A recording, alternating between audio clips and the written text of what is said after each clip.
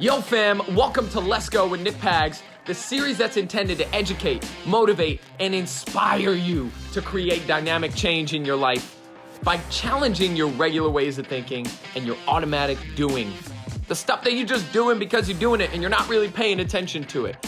This series wants to check on those, to ask you, can you be more, do more, and create more in your life? So I want to thank you for watching. I want to thank you for your time and attention. And if you digging it, please rate, subscribe, share, all the good things. And if you're not, please do not tell anybody about it. Keep it to yourself. You can also keep up with me on Instagram at NickPagsFit. I hope you enjoy the show. Let's go.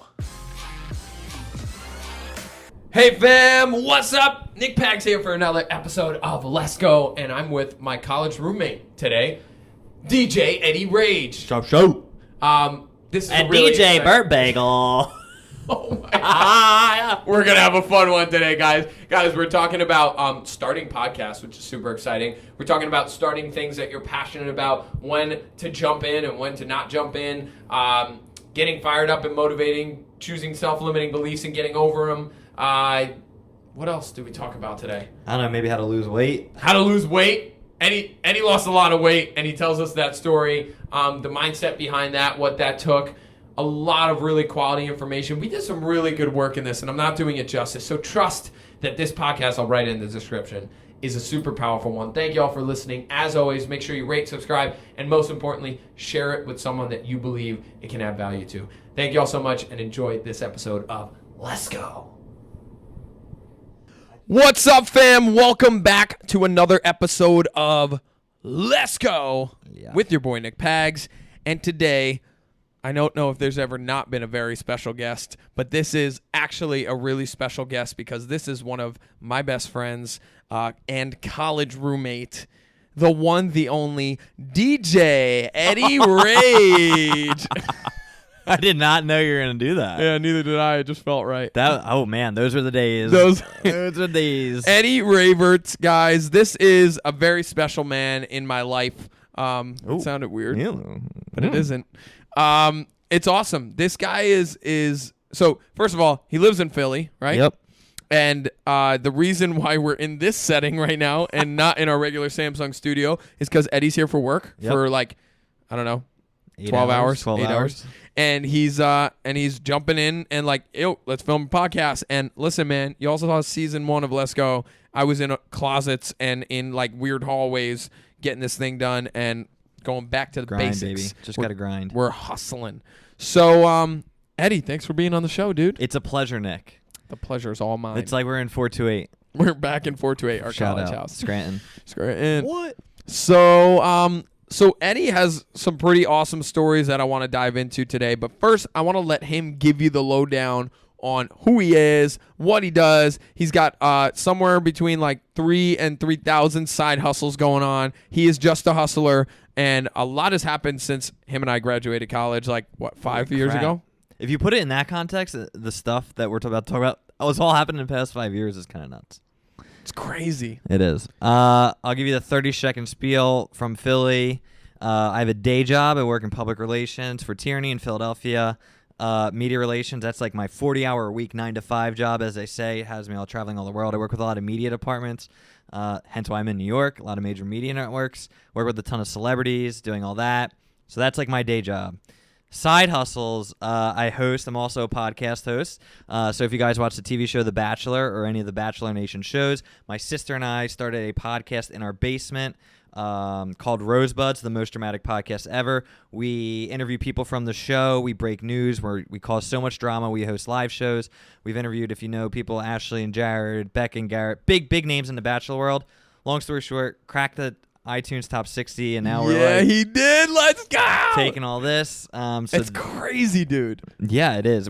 The story of that's kind of funny. I have a radio background. Which yeah, he does. DJ Eddie Ravert. 99.5 WSR, which was so much fun. I can't believe they let me on. That was so much fun. Oh man. So I have that background, and when I moved back from Chicago, it's a whole other thing. I lived in Chicago for 2 years. We skimmed over that. Forgot about that. Yep. I won that award. we skipped a lot. That's why they were asking you about Chicago. Brendan and Coon. Yes. I was like, why are they asking about Chicago? Oh my god. There you go. Okay. Lived in keep going. Chicago for 2 years, worked for the largest PR firm in the world. Anyway, so when I came back, I wanted to start a podcast. And for 8,000 reasons, I said, Lynn, my sister, knows everything about The Bachelor. Let's start a Bachelor podcast. So the point of view is Lynn, who knows everything, and me, who's a skeptic and a critic and, shock jock. And we started, Nick, you'll love this, literally on her kitchen table with a blue Yeti. Remember, the microphone? Yep. And put it on Facebook, press record, did no editing. We got like 100 listeners the first episode, which was like all our family and friends. And then the next episode, 200. The next episode, 300. And I was like, what the hell is going on? So then I was like, Lynn, let's make the investment. We bought all this stuff, and we just started interviewing guests from the show, and now we're hosting live shows, and I'm going up and down the East Coast and doing all this stuff. And now we're like legit Bachelor Nation podcast people. I mean, like, not kind of, oh, he's got a podcast. It is one of the biggest, if not the biggest, Bachelor podcast there is. It's not the biggest. It is the largest independent, so that's a big one. So people, it's crazy. So guess like I wasn't on The Bachelor, so a lot of people from The Bachelor have their own podcast. We have nothing to do with it, so we're the biggest in that realm. So he is a very big inspiration to me in that realm, and I remember when I did the podcasting and I was starting it, he was the guy I was like, Ed, I don't know how to start this. How do I do it? And he gave me kind of the basic lowdown, and it was very impactful for me because that's how Let's Go got started, was talking to you on how I can do it from like starting in my kitchen type of thing. Yeah. And that I literally started in my kitchen. And that's where all good things happen, in the kitchen. I guess to round out the side hustle, and I'll leave you with the cherry on top, I coach baseball with my brother, played at Scranton. It's really fun. My brother played professionally, so now we coach like an AAU travel team together. Yep. Every age from 10 up to 17. I love doing it, dude. Like, I didn't think I would love coaching this much. That's your passion. Oh my, and I hate to say, like, to get paid to do it is just like a wild thing. So fun. So that takes up a ton of my time, and I do it with my brother. I know you're very close to your family. I just thought about that. I do something with my brother and my sister. That's cool. I didn't think about that. I didn't think about that either. And then I'm a sports writer on the side. I write columns on PhillyVoice.com. I do a bunch of stuff. So that's professionally. I just love finding different ways to make money. I don't know. There you go. Awesome. And I love having. It's all stuff like I would, quite frankly, I paid to play baseball. Like it's stuff I would pay to do. Yeah. And now getting paid to do it, I don't know. It just drives me. But recently, which where you come into, I went through this body transformation. Literally, he walked in. Can I do this right now? I walked in. He walked out of the elevator to come like get me to come up to the room. I was like, Eddie, the last time I saw you, which was a couple months ago, he was 50 pounds heavier at least than the last time I saw him. It was crazy. So like right now I'm looking at him. I'm like, he's like, what? It's crazy to see. Mm-hmm. And a total of what? Currently 110. 110 pounds. Yeah. Wow. Yeah. So that was that. It wasn't easy, and I hated my life, but I did it, and now it's truly a lifestyle change, and I glossed over a lot of it, but I'll let you ask about it if you want. Great. I will. So wow, so much to talk about. That's super exciting. So yeah, Eddie and I have been very tight for a long time, but we've kind of been in texting contact here and there. Dude, look what you're doing. Yeah, this is like crazy that we don't talk about this stuff more. One thing I want to talk to you about. You lived in Chicago? Yeah. Oh, you lived in Chicago? Shocker. For 2 years. Yeah. So one thing that you talked about before we get into the fitness and wellness stuff, you talked about making something that you love, like a passion of yours, something that you monetize.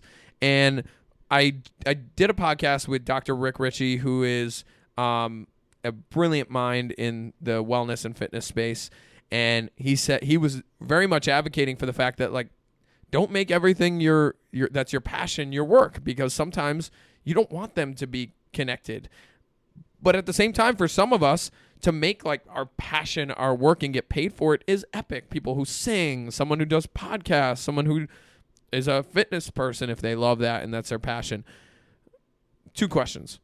What allowed you to like shift into that, deciding like I'm going to monetize something that I love? And secondly, does it take away from the passion of it, or have you reached that point yet, or do you think you're ever going to reach that point? So for the baseball, no. I mean, baseball's always going to be in my life. Totally. Like, I just get paid to do it, and I love coaching kids, and I have this gift to say of knowledge that, like, I'm realizing, like, people don't have. Like, to me, keep your weight back, keep your front, like, all the technical stuff, like, that's I got natural. That. But then it's like connecting with an individual on an individual basis, is what I like. You talk to a 10-year-old, differently than you talk to a 17-year-old. Yep. But to take it even deeper, you talk to a 12-year-old who plays shortstop and a 12-year-old who plays second base differently. Totally. Like you got to connect to those people. So baseball, I was never, and I'm not at that point. Podcasting, I'll be honest. There's that thing called pod fading. I don't know if you've heard about it. There's like 700,000 podcasts in the world, but like 80% are not active, meaning there hasn't been an episode in the past 6 months. So people like do podcasts because it's a grind, and then they just quit. The barrier to entry on podcasting is very easy. Look what we're doing. Like literally, right? I taught myself all about podcasting. So it's easy to get into. Once we started the advertising and that, and like we started doing stuff the wrong way, I was kind of overwhelmed. I was like, oh my God, I can't keep up with it. So trust me, there's days where I'm like, oh God, like I got to read this ad, or I got to interview someone, or I got to make this deadline. That I do, it does get to me. And I'm like, Jesus, this is really a job. But I caveat all that with like, I do have a full-time job. Right. And that is like, I don't like, I love my job, but the podcast is not a burden. Right. It's still, I think, at that threshold where I love doing it. We had been in talks, I'll tell you this, like of major media networks like buying the podcast. Crazy. And I think at that point it was like, nope, like I love doing this in the basement with my sister, making the money, like I'm good. Yeah. Which Which sounds weird because it's like innate drive I have to be the best at everything. I don't know. I just found like I got everything I want in the podcast. Trust me, if I could sell it and do that full time, I think I would entertain it. But I think it is a balance, and I definitely get it. Yeah, it's really interesting. And even for me as somebody who's in that exact situation where I've talked to a lot of people about being or for them being a part of the podcast so that I can get paid for it and all that. I don't get paid for this podcast, straight up. Like, I don't get paid for it. And that's a choice. There have been opportunities to. There have been people that have reached out about it and companies that have reached out about it. And it's just not, for me, I referred to in this previous podcast with Dr. Rick, acting for me. I remember there was an opportunity for me to be on an off-Broadway show. And I was saying to myself, if I do this, it now is making that part of my life that is just an oasis, a fun part of my life, acting, singing, dancing. I rarely do it. And when I do, it's really fun. To make that passion something that is monetized and work, I get nervous that I'm going to lose the fire for it and it becomes work. So it's really an interesting conversation. Like, does everybody want to actually make their passion their job? I don't know. I think that there's a risk that you take there, you know? I mean, yeah, there is. My whole thing is, and I ask you this about the acting, like, you still do the shows with your family. Yeah. So, like, you're going to do it anyway. Why not get paid? That's Yeah. Like, for me, I don't know if this is right or wrong, but the motivation of doing the podcast and growing and growing and growing is, like, more money, more money, more money. Yeah, totally. Like, and listen, I love money, but I know that there were moments, even in fitness in my life, where I saw myself writing workouts for people. And when I wasn't getting paid for it, I would pay my friends. I would be like, yo, I will buy you lunch to come do a session with me, because I loved training, small group training and working with people one-on-one. And then when it became a thing where it was expected because I was paid for the service, in the beginning it was awesome. I was like, wow, people pay for my expertise. And then the writing programs, I was like, this sucks. Like, because I have to do it, because it's not out of like drive and that feeling of like, even with the podcast, dude, I wanted to do it every day. I still want to do it all the time. What time is it? It's 11 p.m. right now. I was up at like 5:30 this morning, and I'm so fired up to do this because this is something I'm so passionate about, connecting with people and doing this work. This is my second podcast today, actually. So, third. Oh my God. This is my third podcast today. Yeah. 2 of them were mine. One was his. Shout out. And it's, shout out. And yeah, I don't know. It's a really interesting conversation. We won't dive too deep into it, but yeah, I think that it's interesting. You don't always have to make what you love your passion, but it can be something to monetize. I mean, I'm a sports writer on the side. I'll give you a little story of like when I really wasn't getting paid. I'm a huge Notre Dame football fan. Yep. So when I lived in Chicago, I was writing for this pretty big website called Bleacher Report, which now is like very big. You were doing that in college. Yes, I was. We didn't believe it, but we were like, Bleacher Report, Yeah. actually? And Yep. he was doing it. So I had the opportunity. I was like, why don't I put in for a media credential to go to Notre Dame and like interview the coaches and go to the games and everything? And I did. I remember that. You did Yeah. do that. So like that to me was like I could have died happy. Everyone says, what's the greatest moment of your life? I'm like, probably the 12 times I got the interview. He is Rudy. That's how obsessed he is with Notre Dame. I filmed myself running out of the tunnel. Obsessed. So like that to me, like that passion drove that. But I don't know, man. I'm the king of unpaid internships. I did 7 unpaid internships, and Wow. like to be in the media field, you have to. So for me, like, and like all the years my dad and mom sacrificed for me and my brother and sister to play travel baseball, like now I get to get the money back, like that way. Like that to me is fun. Like so that's that just triggered something in my mind. Like, okay, so you sacrificed and put so much time and work into not getting paid. Like 7 unpaid internships is a lot of internships. And then it's like you're working to get to the point where I get to be paid for the work that I'm doing. So now that makes a lot more sense to me. Like, okay, I did my time of the unpaid work. And I think that I'm coming up on that with Let's Go. Like, I'm really excited that I'm at this point where I'm like, I believe that this is of enough value to people that it deserves to be paid for the work it does for people's mind, body, and spirit, you know? I mean, I agree, and I you know, correct me if I'm wrong. I feel like you have such a niche with this workout stuff. Totally. That there's so many brands out there that would die to get on. Like this. And straight up, we don't talk about workout on this show that much. Oh, I listen. No, I mean, I do a lot of content on Instagram and like supporting people with that, like helping them with different workout stuff. But truth is, that's not what I put out as much. I have my private clients, my high-end clients, and that's kind of private with them. And I'm not like the guy who's like, come do personal training with me, Nick Pags, come to this gym. I used to do that when I was like 16, and then ever since I started making money on it, or 17, ever since I started making money on it, the work came in and I wasn't ever really promoting for it. So now it's just like I have that entity in my life, and this is the work I want to do, the talking about mind, body, spirit, why are we connecting all three, and the power of what that brings. So it's interesting, man. I'm excited to start to make this something of value monetization wise. Dude, just keep grinding. Promise me this, podcaster to podcaster, which I know you're making all this investment, you're doing all the things. Don't pod fade, man. Like, you have such a passion. When it starts to get time, like it's your 3rd podcast today and you're still enjoying it, like, keep at it. Take time off. Dude, trust me, I take off. I turned down. Here we go. This week, a very famous reality TV show that's not The Bachelor, which mine's about, contacted us about advertising, and the flight was between Christmas and a couple after New Year's. That is the only week of the year where I shut down. I don't do any baseball. I don't do any writing. I don't do any work. I literally shut down. Like Christmas, Christmas and New Year's time. And they were going to pay us double to put out episodes. No way. And trust me, I was like, all right, like, I'll find 3 episodes I can put out. I can put out best of episodes. Yep. But I was like, no.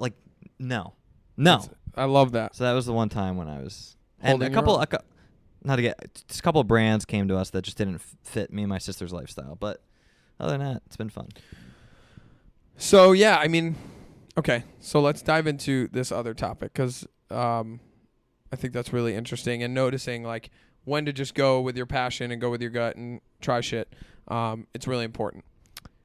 When we're talking about your body, let's do that. I know Eddie hates talking about himself. So this is going to be a stretch. Because I'm on the other side of the mic. Yeah, he's always the guy. I'm very good at getting people to tell me everything that they're not supposed to tell people.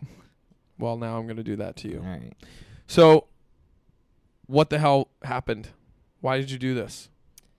When did this start? Oh, man.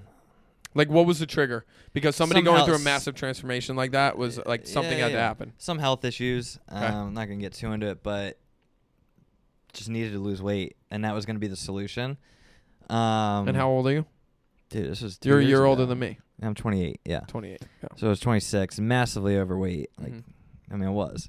What did you weigh at that time? 265 at my heaviest. Okay. And I saw, basically the doctor said, did all these tests. He's like, you're really okay. Like, people are dying. You're not dying. But if you try these things, I think I think your life will improve. And I saw this doctor, and I was like, all right, I'll try it. Then, credit to my mom. Always listen to your mom.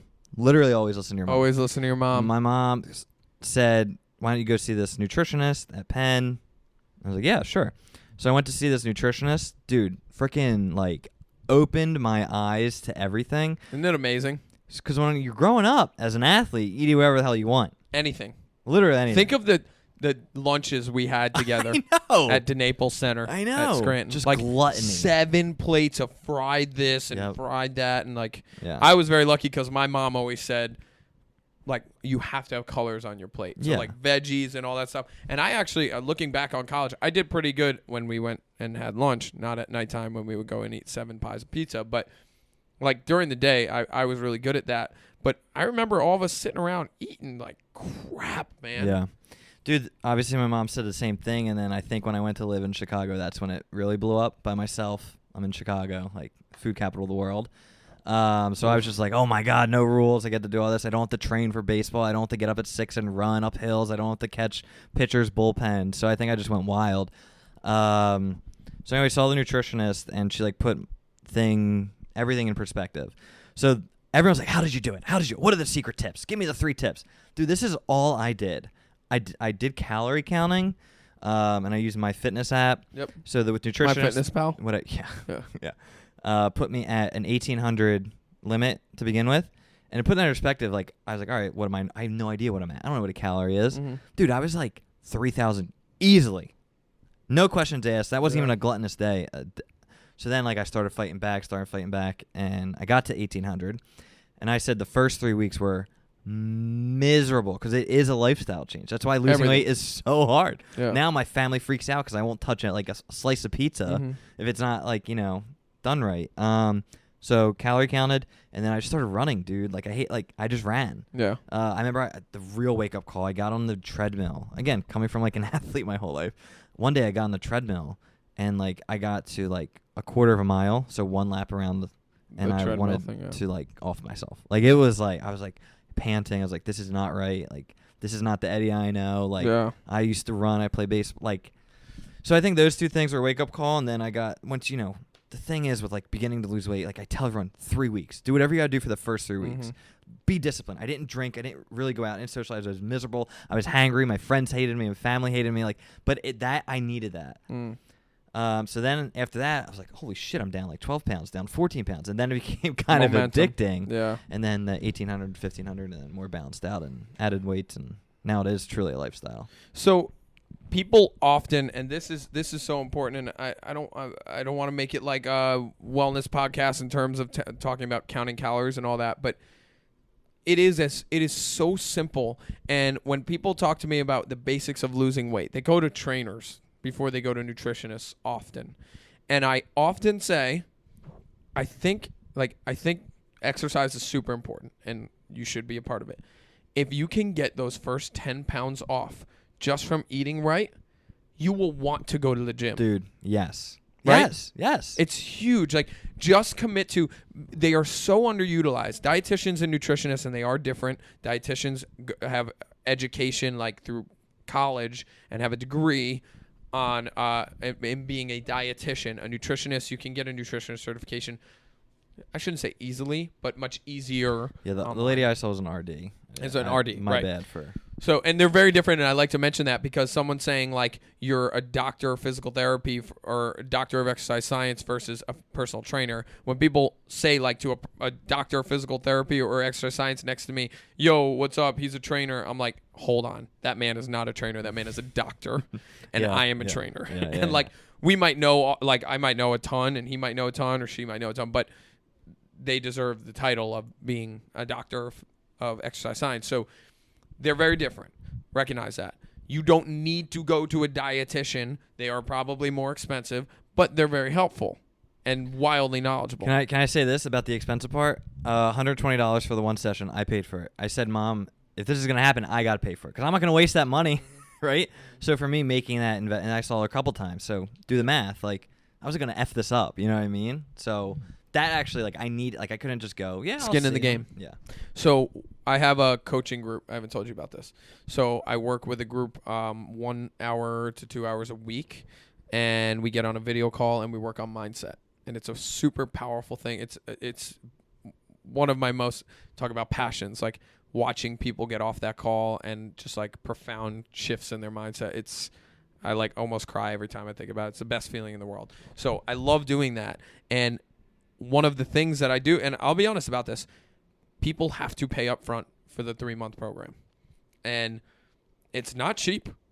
It's not, I mean, it depends on who you are, but it's not like an easy, just let me hand this money over. And why do I do that? Because when you have skin in the game, it's a completely different mindset. So when you're talking about jumping into a fitness plan or routine, don't do Planet Fitness for $10 a month. You will find yourself 2 days later back on the couch eating donuts. I'm telling you right now, make it really stretchy. Search for something that is out of your pay grade. Search for something. And listen, everyone in your life will tell you the opposite because they're looking out for you, and that's too much money, and don't do that. I'm not saying pay for some dumb guy who's charging you too much. I'm saying do your research, know the person. If you're going to a doctor, an RD, is a registered dietitian is telling you this is what you need to do, that person is probably pretty educated, and I'm sure you did somewhat of homework. Yes? Oh, yeah. Right. So you gave yourself a very clear idea of like, okay, this is the right person for me. Guys, don't just like willy-nilly pick someone, but have some skin in the game. For him, $120 was skin in the game. That's a pretty expensive hour. You know, there are plenty of dietitians. The one that I work with very closely is like $450 for the hour for the intro. And you get a 90-minute session and a full plan written out. Yeah. So I look at it as like, okay, $450 invest, and then the rest of your life can literally change. And the only way it won't is if you don't follow through. And if you're paying $50, you're probably not going to follow through because it, like you said, it sucks. It fucking sucks. Yeah.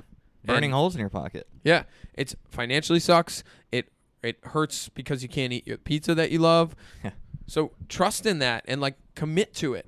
It's like I say to my clients with the mindset stuff, if you paid in like weekly payments or monthly payments or, 6 payments of X, Y, and Z because I love you and I want to make sure you can do this, you'll find a reason when the tough gets going to back out because you have no skin in the game. You can just walk. There's nothing in the bank. I already did it. I'm good. I don't have to pay for it. When you have invested X amount of money in it, you'll go. And you'll be like, I hate this, but I already committed and I paid for it, so let me do it. I'm going to take us a step further. I think the term skin in the game is very important. And I think for different people that can mean different things. Totally. So skin in the game for me at that time was money. Skin in the game for someone else could be their time. Skin in the game could be giving up something else. So I think it's something that you got to find what your quote-unquote skin in the game is. Mm-hmm. And for me, it was money. But yeah, I do you got to find your skin in the game. So one of my clients one time, it's a beautiful statement, and I'm mad at myself that I didn't say that before because it's probably the most important thing to say about all of that because money is one piece of it, but there's other entities. So one of my clients who was super rich in the beginning of when we started, super wealthy, money was not an issue. I could have charged the guy $550 an hour, no problem. He would have been like, cool, whatever. I didn't, unfortunately. But his biggest thing was spending time with his kids. And I said, when do you spend time with kids? And this is going to sound screwed up, so stay with me. He said, like right before they go to bed, I get home from work and like I commit to being at dinner time with them. What a beautiful thing, right? And I said, you're going to come to me for 3 days this week to start this out. And the 3 days, you are going to come to me during dinner time when you can't be with the kids. And he was like, what sense does that make? And I said, I need you to show yourself how important this is. That you're choosing this over the most important thing, which is your kids. And when you put this on a priority level that goes above the most important thing to you, it has a whole different experience. So now the most important thing to this man before anything else was spending time with his kids. I want him to spend time with his kids, but for that time being, I wanted him to put it in place of that because he's like, if I'm going to be doing this shit, I'm all in because I'm missing the best part of my day with people that I love. So skin in the game looks different. It's different colors for different people. So trust that. What is your skin in the game? That's a beautiful thing to write down. What's my skin in the game today, right now? What do I need to add in my life? What do I need to take out? What do I need to improve? What are the changes I want to make? What skin in the game do I have? Because it's the only way we'll follow through. Preach. I got nothing to add to that. I mean, I said agree you were with in that. the zone. You were feeling it. I know, because my mind was racing. You talk about, if I may, mindset, exploring people's mindset, and I was thinking, like, what the hell is my mind? Like, I just go. And I guess my question to you is, when you're doing this coaching, how do you get people to, because I just identified my 2 main points of my mindset. How do you get someone to, like, breathe what's their mindset and what's their outlook? So when people come to me, it's like, this is the problem. I have a problem. And I don't have the life I want. They look at a certain domain in their life, relationship, how they think about themselves, self-limit. All of it comes down to self-limiting beliefs, stuff that comes up. And where people get confused about group coaching is they're like, wait a minute, you have a CPA, a personal trainer, a doctor, I don't know, physical therapist, and like, I don't know, who do we have in there? And a stay-at-home mom in this group, right? And how could they have the same problems going on? They don't. Their stuff all looks different. But when you bury down to why someone isn't doing something, or why someone isn't happy or not feeling fulfilled, it all boils down to the same stuff. That they have self-limiting beliefs that are holding them from creating the life they want to live. So the CPA saying, like, I'm not fulfilled at my job, and the personal trainer who actually has their own body images and are struggling to, like, feel a certain way about themselves, it can all boil down to, like, a worthiness complex. Like, I don't feel worthy of having a beautiful body. I don't feel worthy of, I don't know. I'm making that up. Like, that's some dumb example. But it breaks down to the same stuff. We all have this stuff coming in. So what we first do is open awareness to what the hell is going on in there. Like, not the surface thing, I want a better job, right, but, like, I tell myself that this is all that's available because this is all that I'm capable of, because that's all that I'm worthy of. So now we're talking about a worthiness complex. I like, what's it called? Self-limiting? Self-limiting. I like that very much. And, like, to me, my, like, way deep in my brain, that's, like, I guess my ground. And, like, I've been doing this since I was, like, 5, because I can remember all these things. Like, I always say, like, why can't I do that, right? You know what I mean? Like, meaning there's no reason why I can't. Right. Example, starting a podcast. And I think as millennials, we get a lot of shit because we're lazy, blah, blah, blah. But, dude, like, if you want to, in my opinion, I know everyone's life is different, but for someone like us, I mean, if you want to do anything, you can teach yourself it. I truly believe that. You have the internet, yeah. You have that right there. Yeah. So, like, when I want to do something and I really want to do it, I read, research, and I always think there's absolutely no reason that I can't teach myself how to do it. A great example, which I think I told you this before, of a failed example is, like, I was doing a live show for our podcast, and I wanted to do a funny song, and I didn't know how to play the guitar. So I looked up, I have a guitar though. Yeah. I won one. So I looked up on YouTube, like, how to play guitar, and I tried to teach myself it, and I had to sell tickets. So, like, that was my driving point. So I ended up getting a friend to play the guitar for the show. But, like, I taught myself, like, a couple of chords, and, like, I went, like, I wanted to do this song that I was going to do everything I can, and if no one was going to help me, I was goddamn going to teach myself how to do it. Yep. So that, like, that's where I come from, and, like, I really, you were just talking about the self-limit. I don't self-limit. Like, self-limiting is just not, and I'm not trying to say it to sound pompous. I just think a lot of people, if you can get to that thing where there's absolutely zero reason within the realm that you can't do something, like, go out and do it, or at least try, or call people, like, you know? Totally. And listen, it's in all domains. There are different levels of self-limiting beliefs, and we all have them in some way. Like, I'm not coaching them because I don't have self-limiting beliefs. I've done a lot of work to get over a ton of the shit that was in my head.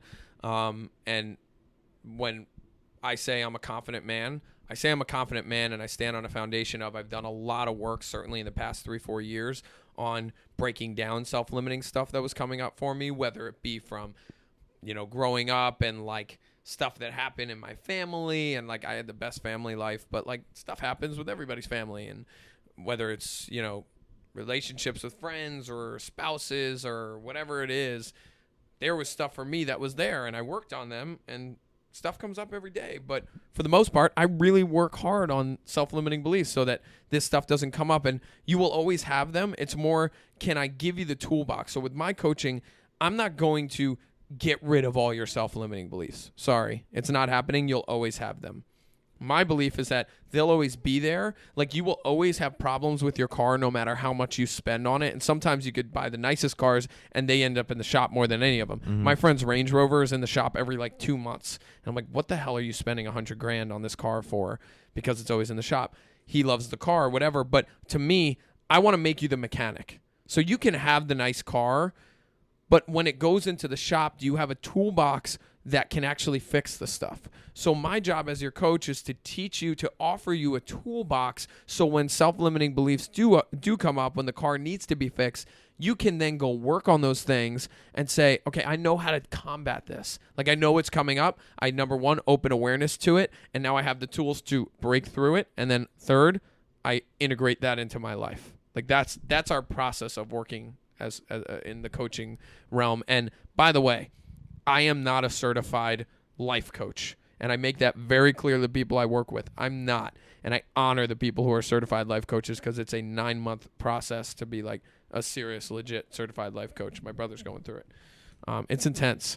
But I do know how to coach people. Yeah. And I am a certified behavioral change specialist. So I work with people on shifting their behaviors because our behaviors are what make up our lives. So. In the marketing world, changing and shifting behavior is one of the hardest things to do. Bingo, Ed, you need me. I'm here. I love doing it.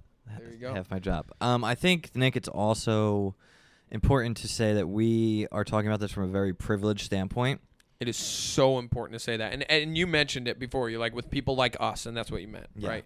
People who have this device, and I have, like, you know, unlimited data, or apparently not, because I went over my data last month. Shocker. I ruined my whole family's data. We're on, like, a family plan. We still do that.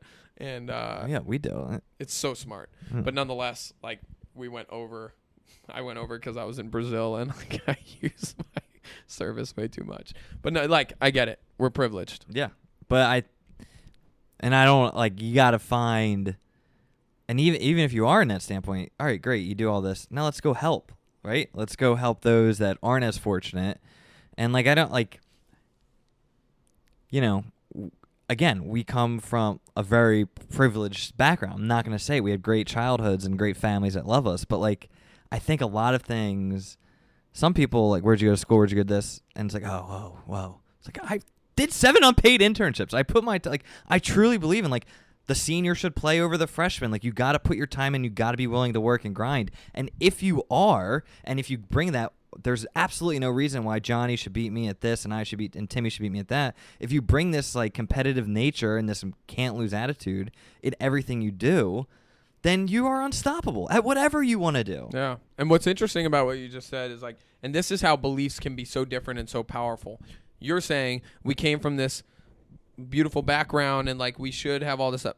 I have had this self-limiting belief over the past few years that I couldn't be super successful in the speaking and coaching realm because I don't have a dope story on the back end. So, like, you look at the Eric Thomases, the Tony Robbins, the whoever, you can name them all. Les Brown, he was certified mentally retarded is what they called it at that time. And, like, these people have these ridiculous stories. Eric Thomas, my hero in this realm, eating out of trash cans, living in abandoned buildings. Yeah. That's his story. Yeah. And he's the #1 motivational speaker in the world. When I came into this work, I said, how am I going to do this, man? I had literally, my mother and father are the greatest people on the planet, and they did everything to hook me up. Yeah. They did everything possible to make sure I was good. Yeah. How am I going to do well? And, like, just like you said, we're privileged. We get the upper hand. To me, privilege was the bad deal. Like, you got the I don't know what the term is. Whatever. It was a bad situation because if I had a dope story, I could stand on stage, like, if my arm got chopped off, and tell everybody about my one arm. So there was parts in my life, Ed, like recently, where I wished challenge and adversity on myself. And boy, did it happen over the past few months. But it was, to me, what I wanted because my narrative said the only way you could be successful in this industry is if you have a cool story to talk about how hard your life was and how you got out of it. And I have been coaching myself on that limiting belief. And I have my own coach that I work with weekly. And that's one of the things we face. How can I go into this work and not have that dumb bullshit running in my head saying you're not good enough because you're unworthy of success because, like, I was living from a place of guilt. So that's my point, is when we look at self-limiting beliefs, they are different colors on everybody. And like I'm doing it now. I'm stepping into speaking. I do different events. I made a podcast because I wanted people to hear my voice, because I know that some of you are listening and your lives are changing because of this work that we're doing on here. I am so confident that people write to me after every episode. How lucky am I? But I had to get over the bullshit of I'm not worthy of it. Yeah. You know? It's interesting. Yeah. So I think it's looking at your current situation. I love that Ed brought it up. The idea of listen, man, like your situation and circumstance is yours and nobody else's. And the more you start to compare to everybody else, you'll just run amok trying to like impress him or her or change your life because of how she did it or he did it. The first step is looking at you. That's opening awareness. And the only way to open awareness to yourself is to look at yourself, not at somebody else, you know? Preach, brother. So part of your motive for the weight loss stuff, also, I have no idea when we started. We're at 40. Nice. We have another hour. So part of Gotta be up soon. Part of where we started this was talking about like your health and wellness. I know that part of your motive was like, okay, you got to get healthier. But in those times of this sucked in the first week, 2 weeks, what kept you going? I was losing weight. It was so seeing some result. Oh, yeah, seeing the result. Yeah. I mean, and that early, yeah. And then when the health problems started to evaporate, I was like, there we go. It was proof. Yeah. Yeah. And I'm not momentum gonna kills, sugarcoat baby. that. Momentum is huge. Like jump onto momentum, and it's like the ball rolling, the snowball effect. Like when it rolls, it gets bigger as it goes, and you get more powerful as it goes. And now pizza comes and you got no problem. Well, I still love pizza. I love the pizza. biggest when I was like, oh crap, this is the thing, is when I had my clothes were too big. Yeah. Dude, when I had to buy new clothes. That's fun. It's actually fun. It was great. It was like too big weight loss. Like I lost the initial weight and then I lost another weight. So I lost all this weight. Then I had to buy new clothes. Then I lost all more weight. So the clothes that I bought, I had to buy new clothes again. But I mean, that's very topical. And Don't lose superficial. weight. It's too expensive, folks. Yeah. Don't do it. You got to buy new clothes. Yeah. I want to talk to you about time. So I was having a conversation with somebody about like the concept of time. Somebody said to me, one of my clients actually, how do you have time to do all this? And this idea of like time, it's such a broad question, and I'll let you kind of rock with it how you want. Like, how do you see time? Because you do all these different things. You're like not a jack of all trades. All of them kind of rock together, but you do a lot of stuff. I do. And I acknowledge that. And everyone asks me that when do you sleep? When do you eat? When do you do this? I'm like, I don't, call me crazy, but like, and I don't, like, if there's time in the day, be productive. Like I get enough sleep. I'm not unhealthy. Trust me. I am envious of the people that go to the work at 9, leave at 5, go home and watch Netflix. Yeah, like and then just like go to bed by 10:30. Yeah, and like and they do that. I'm envious of those people. I don't know, man. If there's time in the day, there's time to do things that you want to do. Like I'm in like this like weird space where I'm like such a creative mind that like it just races, and like I gotta be creative, right? And if there's time in a day, I just like I don't know what else to tell you. Can I sell you out a little bit right now? You probably won't like this. I would not say that same statement that you just said about you. I would not say that was you in college, because there was like, and I'm saying it only because I'm asking, did the health give you a boost of energy and focus in creating? You've always been a driven guy. You were on a college ball and all that, but like there was a lot of lazy Ed that existed. There was lazy Ed after freaking practice at 9 o'clock. It's true. First of all, I get that because I would sit my ass in the corner of that couch and I wouldn't move. Hours and watch. But that was Parks and Rec after. or, Yeah, no. Parks and Rec. No, was it Parks and Rec or Larry Sunny? David. Always Sunny. No, the Larry David movie. Larry Curb. David, Always Sunny. I mean, what people didn't see, and of course I hate freaking talking about it.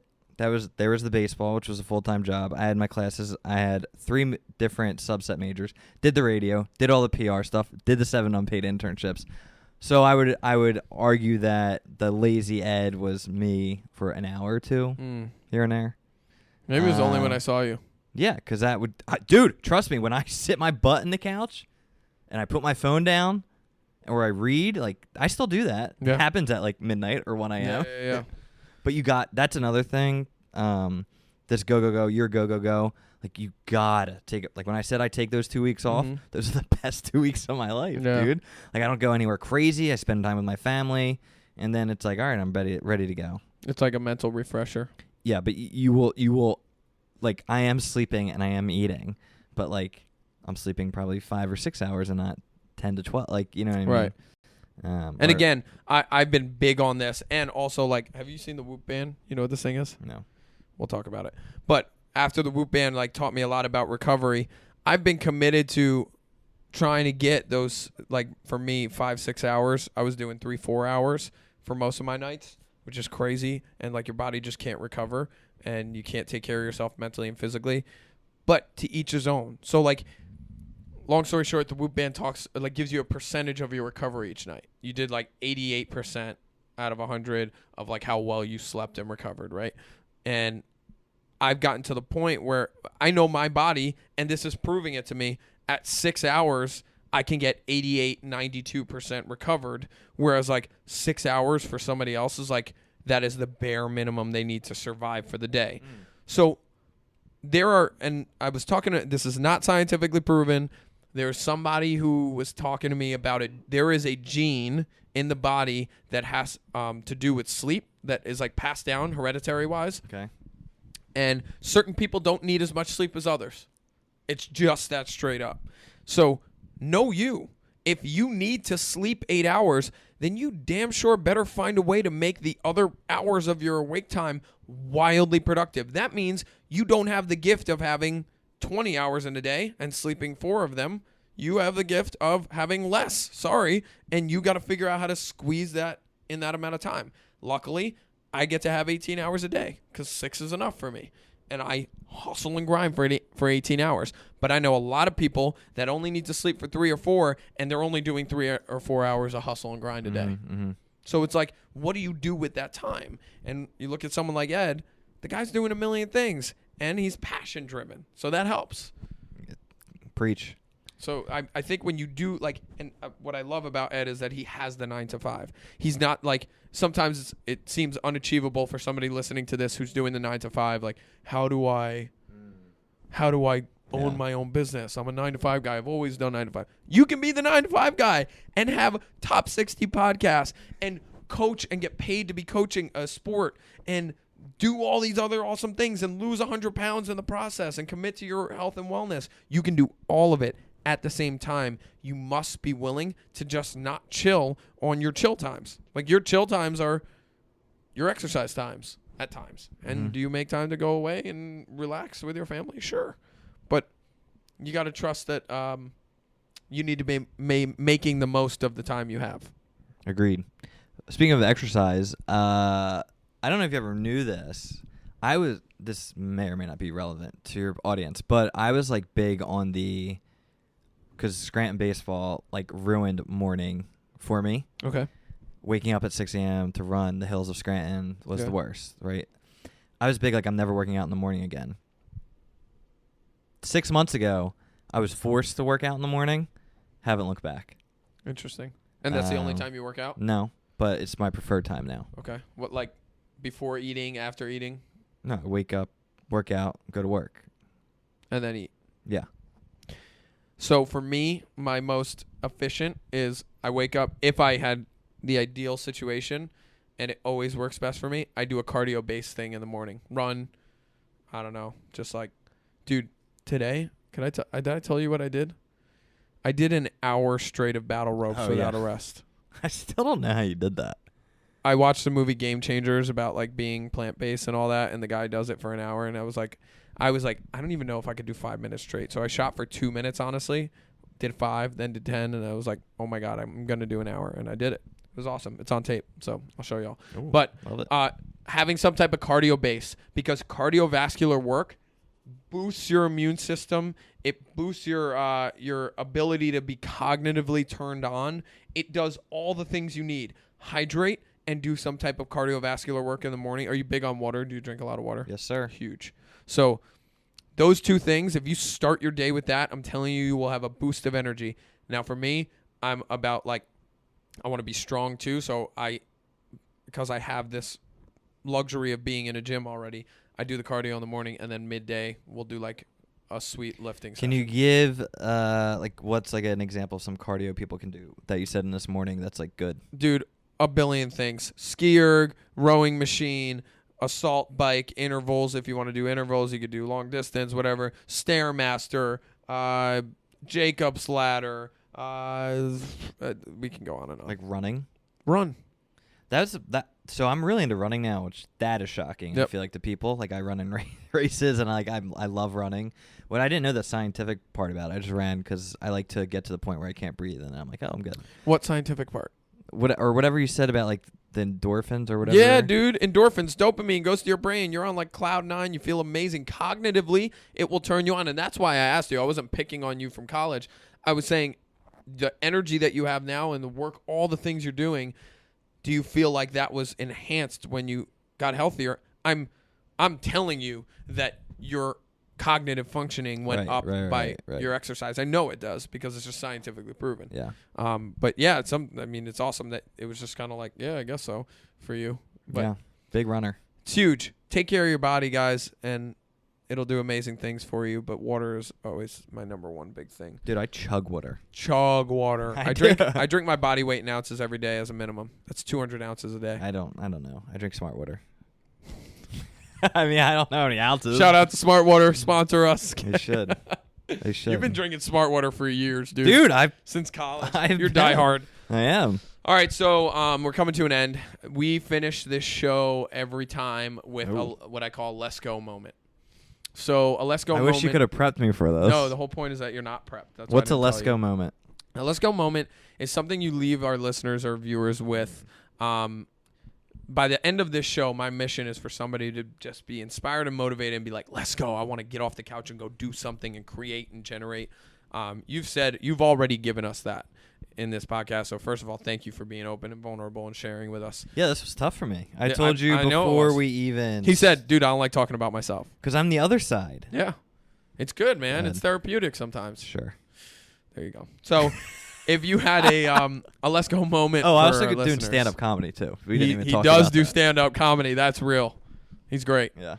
A So Let's Go. Can you repeat Let's Go moment again? Sorry. a Let's Go moment is something where if you were listening and you heard a Let's Go moment, it's like the little nugget that you would drop to maybe for you, it's like helping people, how do you get over that weight hump, or how do you create a mindset shift that allows you to do the things you want to do, or whatever it is. I don't know. Something you can leave our listeners with, like a little nugget of knowledge, a little thing to get them fired up. Dude, this is so lame. Do it. And you're not going to run through a brick wall, but like truly, and I mean truly, listening to people around you, not hearing, listening to the people around you and the people that you trust and people love. Dude, I've read books on active listening. I'm like obsessed. That's what I did in college. With what? By the way, counseling and human services is all about active listening. Really? Yeah. Oh, That's absolutely. why I was so much cooler than you guys in college. Yeah. Sick, dude. But I just think I don't know. When I go back to the kids I'm coaching. Am I listening to Johnny talk about it? Like, am I truly listening? Am I hearing what you're saying, or am I listening? So I don't think that's gonna make anyone run through a brick wall. But like for me, like I literally like I thrive when people tell me, "Oh, you can't do that." I'm like, "Screw you! Watch me do it." And that's just always been like that. My mindset is I'm a natural curious person, and I think the act of listening combined with curiosity gives me this. All right, why not? Why not? Why not? Screw you! I'm gonna do it. Why not? And that doesn't have to be that cynical. Example. I had this baseball coach when we were 16 years old, and if you remember being 16 from soccer or at any sport, that's like the prime recruiting year. Yep. 16, 17. And this guy, I'm not even kidding you, dude, said to us, bunch of 16-year-olds, you should have the mentality that you suck and that you need to get better. And I was like, no. I have the mentality that, like, I just want to be the best. Like, I don't have to suck. Right, you know what I mean? Right. And for some reason, that clearly has stuck with me 12 years later. And I don't think you need to think, oh, I suck. No, I didn't suck. I just wanted to be the best. So you can be the best at what you want to be. And whatever the best is, I think is arbitrary. For me, like, having a top 60, of course, I want to be top 50, top 20, all that. For my job, like, I'm on this accelerated growth, and, like, I'm being at this position in my company that, like, I've worked my ass off, and I wanted to be the best. Coaching, me and my brother in this program have the highest retention rate of any age group throughout the age. Like, kids are coming back. Like, huge. Those are all signs of success for me. So it's just, and I'm like, what? I'm trying to think if you're talking about self-limitation and all of this. Like, for me, like, I really, really pride myself in, like, listening to people. Part of it's a podcast. Part of that's just, like, I want to understand why people think the way they think. Yeah. Well, the difference between active listening and just hearing someone is, one, you're listening to respond, like, to you already have an answer and you're just hearing to rebuttal. Yes. Another one is hearing to comprehend and take in the experience and then respond accordingly. Dude, a great point to that is, and to put an example, because I feel like a lot of people have normal office jobs that listen, on conference calls, someone makes a point in a meeting and they keep talking for 30 more seconds, but the person only wants to talk about what they talked about 30 seconds ago. Yeah. So the best part is when I get on calls at work, I write down notes like a wiener, but I do it, and, like, I let someone go. I don't cut them off. I let them go. But I still know what they said. I still know what they said at different points. And then I go back. I said, all right, let's talk about item number 1. Let's talk about item number 2. Something you said was blah, blah, blah, blah. Yeah, blah. and, like, for me, like, that, like, shows respect. Huge. You know what I mean? It's huge. And, I mean, it couldn't be a bigger point in all domains of life. At work, with your relationships, with your significant other, with your kids. When people know, first of all, and I have a little task I'm going to add on to what you just said. A little task for you to leave here with, and then we'll let you go. In your next conversation with someone where you need to perform, whether it be work, whether it be with a significant other, you're in a fight or something and you're trying to work it out, or friend or something like that, and you need to have a productive conversation, I challenge you to set an intention at the beginning of that conversation and say, my mission is to respond from what the person said, not have an already decided version of what I'm going to respond. Like, a lot of times we hear what Johnny said in the first sentence, and then we don't hear the next 2 minutes because we're just trying to say what Johnny said in the first. Like, I would just want to respond to that. Like Eddie said, write it down if it's important to reach back to, but hear everything they're saying. Don't try and come up with something you're going to say already. Like, try and just be present to it, and then when they finish that statement, if you're fully present, you will know what to say. Take a breath, and that has served me just about more than anything. I got off the phone today with a massive person in a totally different field than I'm in. Someone who has no business. I have no business talking with this person. They're just huge. Well, I did. So if you're at the table, you belong there. But Eat. Yeah, and I was having this conversation, and I took a deep breath, and I said, my intention is to be fully present and active to what this person is saying to me, and I will know exactly what to say if I'm there. And I knew exactly what to say, and it was a phenomenal discussion because of that. So thanks for that. What's your Let's Go moment? Wow. I've never been asked that before on my own It's show. your goddamn podcast. Let's go. No one's ever asked me the Let's Go Maybe moment. root it in this theme of us being together today and everything we talked about. My Let's Go Or not. No, I okay, great. I'm with that. All right, thank you, folks. Thanks, folks. Bye. Yeah, we'll see you next time. I have so much joy in, not to be mushy-gushy, but so much joy in my heart right now because this was an impromptu moment that started, like 2 days ago. You texted me about it or whatever, and here we are. And connect with somebody in your life that you haven't connected to in a minute that means a lot to you, because it can be really special what can be sparked from those conversations. And because Eddie and I know each other so well, yet haven't spoken in a long time, to him and I, it's been 2 years or whatever, and we start off like nothing ever changed. But it's really important to connect with those that mean a lot to you, and you don't have to talk to them every day. But I was thinking about a buddy of mine, my buddy Willie, who lives in Texas, who I hadn't spoken to in a couple months, and I thought about him this morning, and I forgot to text him, and I was pretty bummed. And then this reminded me to do that, like us seeing each other. And shit you not, we were in the middle of this podcast, haven't talked to him in months, and he texted me at 10:53, like less than an hour ago. I didn't say anything. Unsolicited. Damn, dude, that's like he said, "I'm in NYC." Wow, I'm reading it right now. I'm in New York City, but I know I would do anything to spend quality time with you. Oh, I miss you. Shit. And I shit you not, that is real life. So, first of all, I put that intention in the world, and it happened. But the other day when I texted you, you're like, "Holy shit!" Remember? I said that to you. Yeah, because you texted me about "Let's go" something. There you go. Yeah, the writing. So, that's my let's go moment. I think that beautiful connection can be made maybe with somebody that you haven't done it. So I invite you to do that. Not so inspiring and motivating, but do it, because I feel really full right now because I'm doing it. So I invite you to do the same. Ed, where can we find you, dude? Rosebuds Podcast on Instagram. Please follow that. That'd be my gift. You can follow me, Eddie_Rage, but like follow the podcast. If you know someone that watches The Bachelor, send him over. He's hilarious. This is his serious side. He is a freaking goon. He's a blast. Rosebuds listeners are gonna be like, "Who the hell is that?" That's the real Eddie deep down. Wow. Wait, I need him interviewing reality stars and getting them to tell us why they made out with so and so on camera and what they did. That's what he really does. So go check him out there. Because I active listen, Nick. There you go. Ed, thanks for being a part of it. Never heard of cats. Never heard of cats. Thank you, Nick. Good luck with everything. I love you. Fam, thank you so much for being a part of it. Make sure that you subscribe, rate, do the whole 9 yards. Love y'all. See y'all in the next episode of Let's Go. Ah! Yo, fam, I want to acknowledge you today for taking leaps and bounds towards a more epic life. Your support and attention is so greatly appreciated, and I never take it for granted. Thank you so much for listening. I would love if you would continue to be a part of the Nick Pags Fit fam. So make sure you hit that subscribe button, and I'll see y'all on the next episode.